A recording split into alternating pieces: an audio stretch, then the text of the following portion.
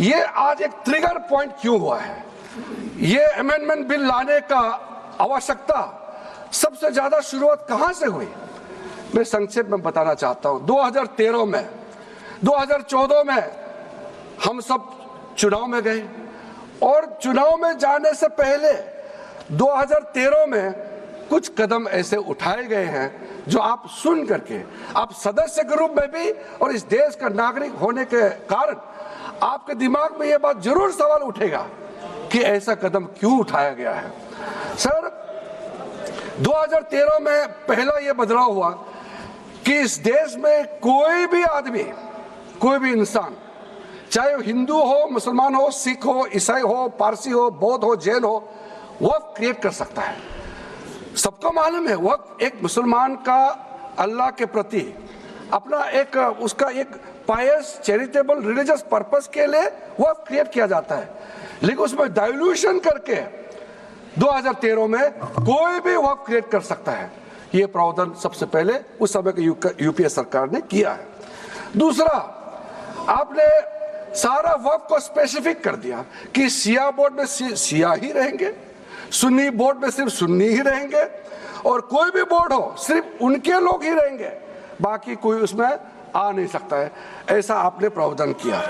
तीसरा, 2008, सर आप शांति से सुनने के बाद आप जो भी पूछेंगे हमारा रिप्लाई तो आएंगे ही सर। डिबेट का आखिरी में है, मेरा फिर से रिप्लाई होगा। तो अभी मैं जब शुरुआत में कुछ दृष्टिकोण रख रहा हूं, इसमें कोई हस्तक्षेप ना करे, ध्यान से सुनिए ताकि हमारा डिबेट का स्तर भी ऊंचा रहे और तर्क भी सामने में आ जाए। सर, एक प्रावधान आया सेक्शन 108। उस सेक्शन 108 में ये लिखा गया है कि वक्फ बोर्ड का जो प्रावधान है इस देश में कोई भी मौजूदा कानून के ऊपर में रहेगा, ओवरराइडिंग इफेक्ट रहेगा। ऐसा आपने कानून बनाया है। इस देश में ऐसा कानून कैसे मंजूर कर सकते हैं अध्यक्ष महोदय जी? हर कानून अपना अपना हिसाब से चलता है, लेकिन एक कानून दूसरे कानून के ऊपर में ओवरराइडिंग इफेक्ट होगा, ये कोई भी मान्यता नहीं दे सकता है।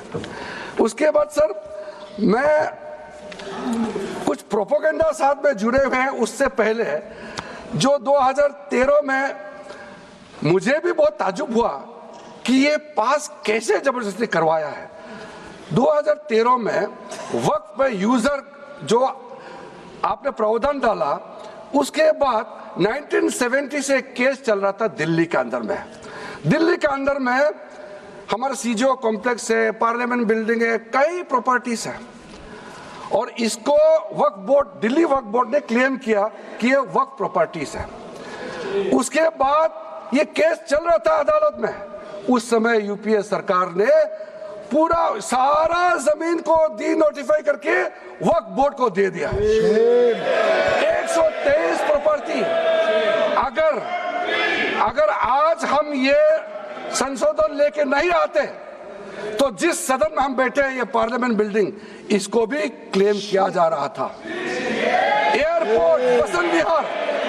और अगर नरेंद्र मोदी जी का सरकार नहीं आते, अगर यूपीए का सरकार कंटिन्यू रहता, तो क्या क्या बिल्डिंग को डी नोटिफाई किया जाना था। 123 प्रॉपर्टी को तो डी नोटिफाई किया।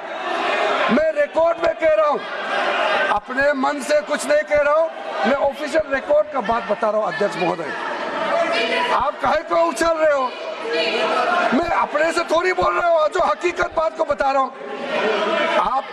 आप आराम से बैठ के सुनिए। आपके दल को और आपको सबको बोलने का मौका मिलेगा। माननीय मंत्री जी,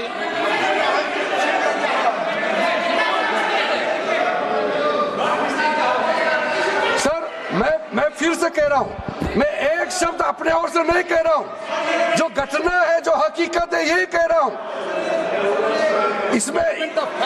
इनको इसमें इतना उछालने का, उत्तेजित होने का कोई मतलब ही नहीं है सर।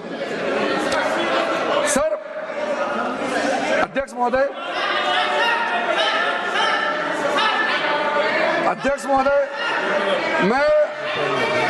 मैं आपके माध्यम से सदन को कहना चाहता हूं कि जो संवैधानिक बात उठा करके लोगों को गुमराह करने का जो प्रयास किया जा रहा है उसको भी देश के सामने में सही बात रखना बहुत ही जरूरी है। एक बात बार बार इन लोगों ने कहा गया है कि ये जो वक्फ अमेंडमेंट बिल है ये आर्टिकल 25, आर्टिकल 26, आर्टिकल 30 का उल्लंघन करता है करके इन्होंने इल्जाम मैंने लगाया। पढ़ चुका हूं, आप पढ़ लो। कभी भी डिबेट के बीच में पॉइंट ऑफ ऑर्डर नहीं होता है, व्यवस्था दे दी है पठवाना कभी। माननीय मंत्री जी बोलिए। अध्यक्ष महोदय, दूसरा विषय इन्होंने समानता का बात उठाया, आर्टिकल 14 का इक्वालिटी को लेकर के उन्होंने सवाल उठाया, उसका भी मैं जवाब देना चाहता हूं अध्यक्ष महोदय। ये कोई तरीका नहीं है। माननीय अध्यक्ष की व्यवस्था अंतिम व्यवस्था होती है। बोलिए मंत्री जी आप बोलते जाओ। अध्यक्ष महोदय, क्योंकि मेरा कान खुला हुआ है तो ये डिस्टर्ब हो रहा है मुझे, मैं अभी ये पेन की बात करता हूँ। अध्यक्ष महोदय, अध्यक्ष महोदय, ये वक्फ बोर्ड का जो काम है ये बेसिकली वक्फ प्रॉपर्टी को जो संभालने वाले मुतावली और जो वक्फ प्रॉपर्टी को व्यवस्था करते हैं उसको संचालित करने के लिए ये गवर्नेंस का, सुपरविजन का एक प्रावधान है। किसी भी तरीके से वक्फ बोर्ड वक्फ प्रॉपर्टी को मैनेज नहीं करता है। वक्फ बोर्ड वक्फ प्रॉपर्टी मैनेजमेंट में हस्तक्षेप नहीं करता है। आप साफ साफ सुन लीजिए, अगर इसके पास तर्क नहीं है तो इस तरह यहाँ डिस्टर्ब करके बहस का स्तर को गिराने से कोई फायदा नहीं है सर, ये कोई तरीका नहीं है सर। बोलते जाओ सर, वक्फ बोर्ड का क्रिएट करना एक जो वाकिफ होता है, जो अपना विलिंगली वक्फ क्रिएट करता मैंने है। व्यवस्था दे दी है, आप जब समय हो तो बोले नो, प्लीज बैठिए।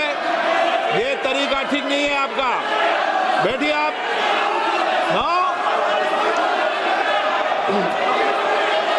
बैठिए। माननीय मंत्री जी सूची है 2013 की प्रॉपर्टी निकाल बताना सूची मंगा के कहते भी